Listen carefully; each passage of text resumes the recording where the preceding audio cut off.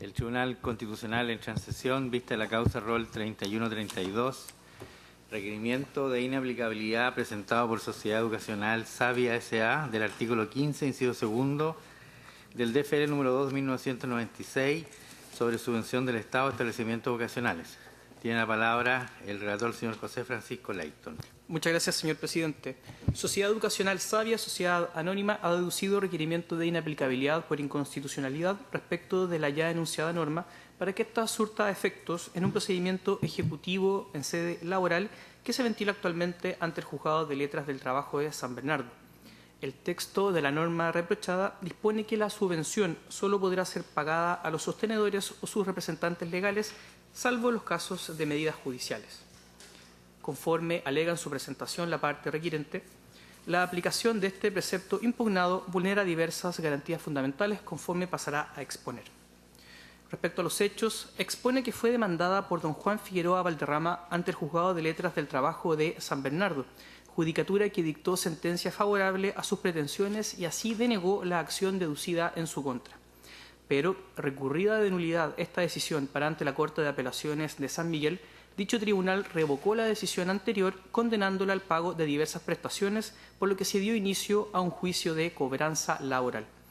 Agrega el actor que el ejecutante en dicha sede solicitó el embargo de la subvención escolar, cuestión a la que se opuso, formándose un incidente que fue resuelto a favor de su contraparte. Agrega que esta decisión fue errónea en derecho, dado que los fondos no son de su propiedad y no pueden ser incorporados a su patrimonio, teniendo más bien sobre estos el carácter de mero administrador fiduciario, por lo que serían del todo inembargables al estar afectos a un fin determinado. A este respecto, sostiene que el Juzgado de Cobranza Laboral y Previsional de San Bernardo, amparándose en la norma reprochada, decretó el referido embargo por una importante suma de dinero, no obstante que este precepto impugnado resultaría contrario a la Carta Fundamental en diversos acápites. En sus alegaciones de corte constitucional para fundar su acción, refiere que la aplicación de esta norma vulneraría la garantía constitucional de que trata el artículo 19, numeral 10 de la Constitución Política, dado que se transgrediría el derecho a la educación, privando a más de 500 alumnos del Colegio Master College, del cual la requirente es sostenedora de esta garantía.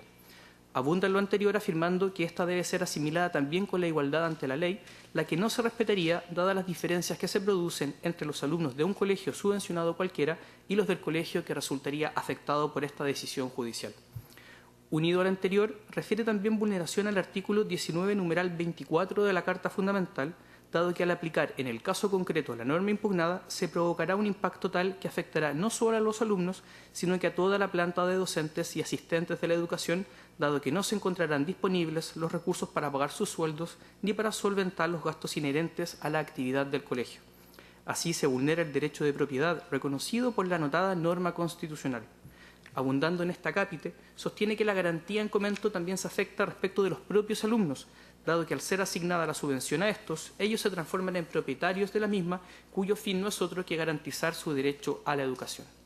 Por estas consideraciones, solicita que sea acogida la acción deducida a Fojas 1.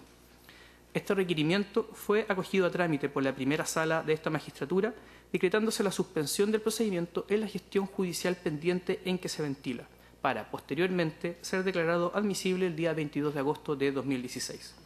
Conferidos los traslados sobre el fondo a los órganos constitucionales, así como el resto de las partes de la gestión pendiente, no fueron evacuadas presentaciones a este respecto sobre las cuales dar cuenta en esta relación. Concluyo, señor presidente, señalando que se ha anotado en forma para alegar el día de hoy el abogado de la parte requirente. Muy bien, muchas gracias. Entonces, por la requirente, Sociedad Educacional Sabia S.A., alega el abogado Jorge Pinto hasta por 20 minutos. Tiene la palabra. Gracias, señor presidente. Con la venia del excelentísimo tribunal, esta parte viene a alegar en favor de la requirente mi representada, la Sociedad Educacional Sabia S.A., a objeto de que este excelentísimo tribunal declare que es inconstitucional la aplicación del precepto legal para este caso concreto, que dice relación con el artículo 15, inciso segundo del decreto con fuerza de ley número 2 respecto a los pagos de subvenciones escolares otorgadas por el Estado a los colegios subvencionados, sean estos de carácter gratuito o con FICOM, explicitando estos colegios que obtienen subvenciones del Estado, pero además tienen financiamiento compartido, que es el caso de mi representada. En efecto, su excelentísimo tribunal, efectivamente,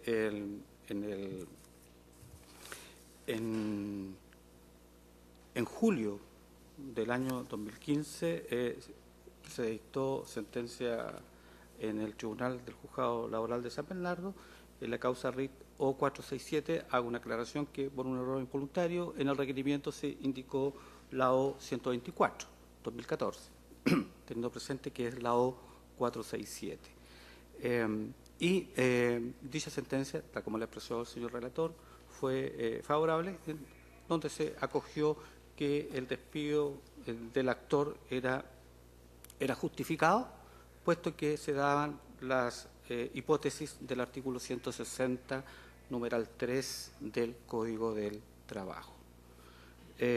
Así las cosas, en el mes de julio del mismo año, ¿cierto?, la actora presenta un recurso de nulidad, el cual fue visto por la Corte de Apelaciones de San Miguel y que finalmente revoca la sentencia, argumentando que hay infracciones que en los considerandos y en la parte resolutiva finalmente que no afectaría, y por cierto la que no compartimos.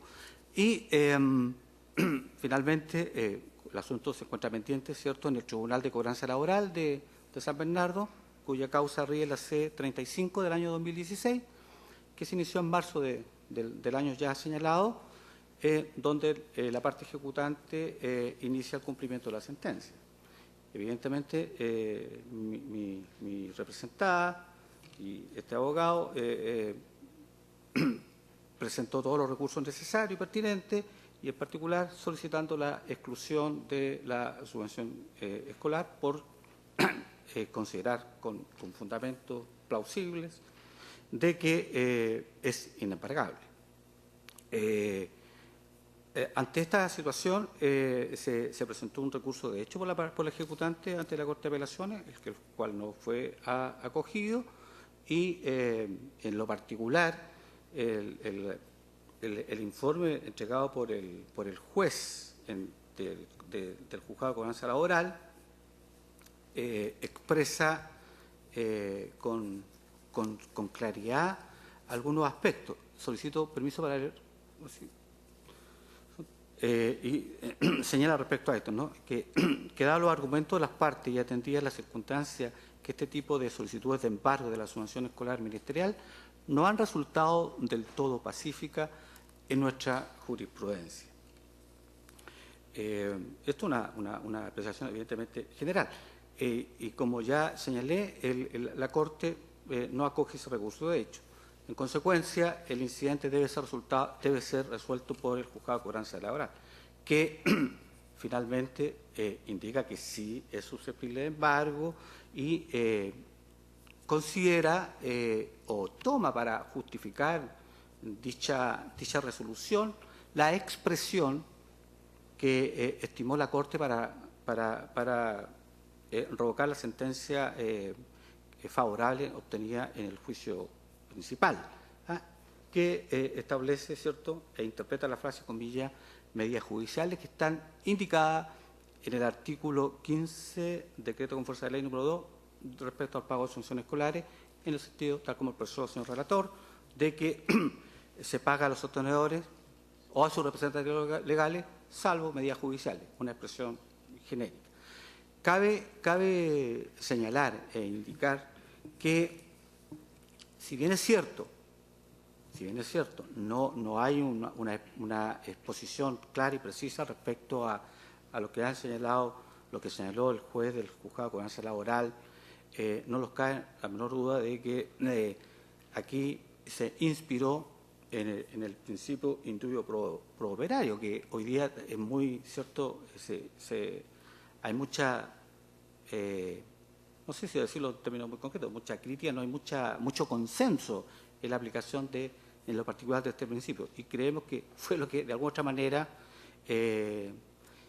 indujo a que el juez de gobernanza laboral estimara que no se podía excluir del embargo la subvención escolar. Así lo señala expresamente la revista del Derecho al Trabajo en las páginas 84 de 2014, donde hace referencia a esto, de que más bien es un criterio y no un principio, por lo tanto debe ser aplicado de manera limitada, porque atendido cómo se aplicó en este caso, atenta y afecta contra la seguridad jurídica. Dicho todo esto, su excelentísimo tribunal, no nos cae la menor duda de que se están vulnerando normas sustantivas que vulneran nuestra Constitución política, en lo particular en la parte dogmática de nuestra Constitución política, como digo, y precisamente los artículos, el artículo 19, el numeral 10 y 24 en lo particular. También debo indicar que no existe, por cierto, norma alguna que declare la inembargabilidad de la subvención escolar. También, tal como nosotros lo expresamos en el requerimiento, el sostenedor es un mero administrador fiduciario. Entonces, quisiera yo explicitar un poco esto, porque el propio Consejo de Defensa del Estado se ha referido a aquello y ha señalado que los fondos fiscales cancelados o pagados, en este caso por el Ministerio de Educación, son fondos, ¿cierto?, que no son de propiedad del sostenedor, ni mucho menos, sino que tienen carácter fiduciario. Entonces, la pregunta que hay que hacerse es quién es el propietario de estos fondos y a qué título se da para que se dé esta armonía, ¿cierto?, y podamos colegir lo que dice expresamente el artículo 445 del Código de Procedimiento Civil, numeral 14, en donde, como todos sabemos, ¿cierto?, señala cuáles son los bienes inembargables y se expresa, entre otras cosas, que son inembargables los bienes que se administran de manera fiduciaria. Y en este orden de cosas, el propietario fiduciario sería el Ministerio de Educación y en lo particular el fideicomisario sería, en este caso, el sostenedor, quien administra los recursos y, por lo tanto, a qué título tiene, ¿cierto? El título estaría otorgado por la propia ley. Así, evidentemente, no se puede concebir, ¿cierto?, de que se estime que estos fondos pasen al patrimonio administrado de manera casi propia, ¿no?, del sostenedor, atendido ya a lo ya expuesto. Por lo demás, estos fondos fiscales, y con la nueva ley de inclusión, en lo particular, ya todos sabemos, ¿cierto?, cómo se ha debatido en nuestro país el tema de la educación. Y la nueva ley precisa con claridad, en el artículo 3 de la ley 20.845, cuáles son los fines específicos a los que se debe destinar, en este caso, la subvención. Y ahí uno puede, obviamente, dilucidar y entender que estos fondos tienen ese carácter para que el sostenedor pueda administrar un colegio. Atendido todos estos aspectos, también la jurisprudencia no es uniforme. Nuestros tribunales superiores de justicia tampoco se han establecido si es embargable o no embargable. Evidentemente uno encuentra visiones de distintas naturalezas. Hoy día los tribunales laborales han tenido posturas distintas. Solamente quiero consignar lo que estableció el año 2006 la Corte de Apelaciones de Antofagasta en el recurso visto, como digo, en el año 2006, el control de ingreso 228, en donde específicamente determinó en su parte resolutiva que se decretaba el alzamiento de un embargo de una subvención escolar. Ahora, un poco para preguntarnos por qué, a nuestro juicio, consideramos que esto es que se vulneran esta norma constitucional ya señalada, sin duda, el derecho a la educación, ¿cierto? un derecho esencial, un derecho humano, sin duda, ¿ah? Y cuyo este derecho a educación, como lo han expresado importantes autores, entre ellos el mismo profesor Nogueira, tiene un propósito esencial, que es lograr el pleno desarrollo de las personas en las distintas etapas de la vida, ¿ya? Y en este caso, y en el caso particular de mi representada, el privarla de la subvención escolar es privar el derecho a educación a los alumnos. Debo decir, tal como lo expresé, tiene FICOM, por lo tanto, financiamiento compartido. Nosotros estimamos que, si bien es cierto, la parte ejecutante tiene que obtener lo que le ha dicho la sentencia, pero hay otra vía, y no afecta la subvención escolar, están los ingresos propios de lo que implica el financiamiento compartido, ¿ya? Que son los fondos que ingresan los padres y apoderados respecto a sus hijos, que en este caso particular son mucho más en monto, digamos, cuantitativamente hablando, puesto que el colegio al cual represento alcanza en su copago casi las 3 UCE, digamos. ¿Ya? El máximo son 4. Por lo tanto, esta proporción, la subvención es mínima. Pero esa subvención que entrega el Estado es para que el sostenedor pueda administrar y mantener el establecimiento. Y privarla de esto es privar, como hemos dicho, y reitero, aunque parezca reiterativo, es el derecho de la educación como lo hemos explicitado. Son los alumnos los que se les priva del mejor desarrollo y lo que aspira un Estado moderno y lo que aspira Chile en lo particular, con nuestros hijos, tengan la mejor educación posible y no sea transgredida, y en este caso sí se está haciendo. No cabe duda, por cierto, que también, coligiendo con lo ya señalado, que hay una vulneración expresa y explícita del numeral 24 de esto, ¿no? Porque la subvención escolar, como para entender esta armonía de elementos que he consignado, no es que sea y vaya al bolsillo de lo particular del sostenedor, ni mucho menos, y que él la administre como quiera. Es una asignación que es para los alumnos. ¿Ah? Son los recursos que el Estado entrega y aporta para que los alumnos tengan la mejor educación posible. Por lo tanto, entendiendo aquello, se le asigna a ellos y pasa a ser parte de su patrimonio en ese sentido. Y, por lo tanto, este embargo a la subvención escolar es estar privando el derecho de propiedad que tienen los alumnos que, matriculados en este colegio, Master College, que es el nombre de fantasía, cuya sostenedor es Sabia S.A., estén, como digo, limitados a no tener esos recursos y tener por cierto, la mejor educación posible.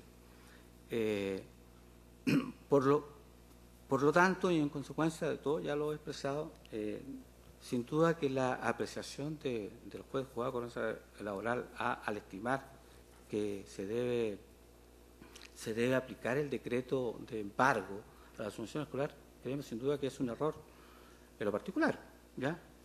Puesto que no, en su análisis racional no precisa los alcances y los efectos. Y estos alcances y efectos son justamente vulnerar las normas fundamentales ya explicitadas y que también las hemos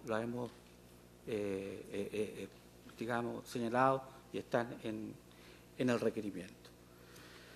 Así las cosas, excelentísimo tribunal, esta parte viene en solicitar que el artículo 15, inciso segundo, del decreto con fuerza de ley número 2 sobre subvenciones de Estado, establecimiento educacional, lo particular, ¿cierto?, sea declarado admisible, ¿cierto?, acogiéndolo en el sentido de que conozca este asunto a fin de que se declare la inaplicabilidad de este precepto legal al caso concreto, que es ¿cierto?, dejar sin efecto el decreto judicial respecto al embargo de esta subvención que nosotros, de acuerdo a los ya argumentos, es un fondo fiscal y que es inembargable por las características que vienen señaladas y que están señaladas expresamente en el artículo 445 respecto a qué son inembargables, qué bienes son inembargables.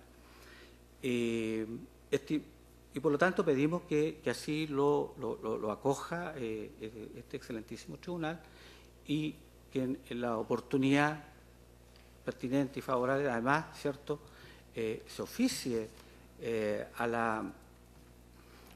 por la vía más rápida, por cierto, a la Secretaría Ministerial que tiene retenido dichos fondos superiores que corresponde a un total de 28.327.548 pesos, un monto no menor del cual ha sido privado mi representada y que ha tenido que sortear con bastante dificultad la mantención y administración, además teniendo presente que es un año súper complejo, que se toman decisiones importantes, no solo de este colegio, sino de muchos colegios de nuestro país, en relación a qué van a hacer con su continuidad de giro, en términos de que o pasan a la autoridad o desaparecen del mercado educacional o derechamente se transforman en particular, lo cual en este caso es casi imposible porque atiende a una población, si no es cierto, no es vulnerable, pero la realidad de las cosas nos dice que es muy difícil que una familia pueda mantener a su hijo pagando una colegiatura promedio, ¿cierto?, de 150.000 pesos, en lo particular. Ese es el promedio, por lo menos en la comuna de San Bernardo. Por eso pedimos y solicitamos que, atendido todos los antecedentes y esta síntesis expuesta por esta parte, sea acogido y se declare, ¿cierto?, la inaplicabilidad de este precepto concreto, de este precepto legal a este caso concreto en lo particular. Eso es todo, su señoría. Muy bien, muchas gracias. ¿Alguna pregunta, señores ministros? Sí. Ministro Romero.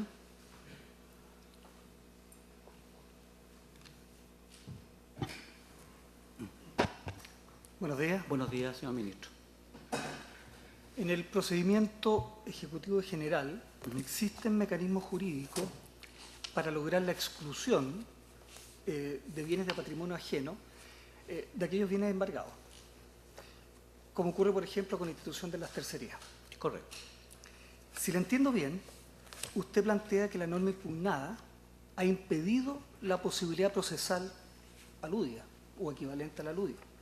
Si eso es así, y de acuerdo a lo dispuesto en el artículo 88 de nuestra ley orgánica, y sin que implique que yo esté adelantando una opinión, le quiero pedir que por favor se refiera a si en su opinión se infringiría o no el derecho a un racional y justo procedimiento establecido en el inciso sexto del artículo 19 de la Constitución Política de la República.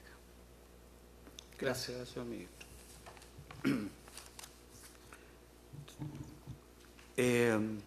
Si bien es cierto, es correcto lo que usted señala, señor ministro. De acuerdo, este profesional en el análisis que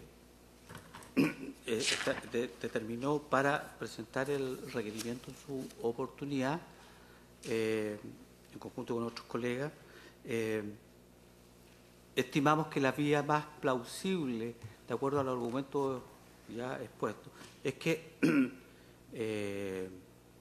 no era pertinente y no, o sea, era inconstitucional a nuestro juicio el embargo de la asunción escolar por esta concepción de ser un bien cuya propiedad es una propiedad fiduciaria, se administra fiduciariamente, y atendíamos a esas normas. No analizamos en lo particular si no nos privaban de un proceso racional y justo respecto a lo que usted estaba señalando. No lo ventilamos, como lo digo, en su particular. Por tanto, no podría yo, en este caso, en lo particular, precisar o dar mi opinión como usted me la está pidiendo, digamos, en este caso. Sí, precisamente el artículo 88 da esa posibilidad.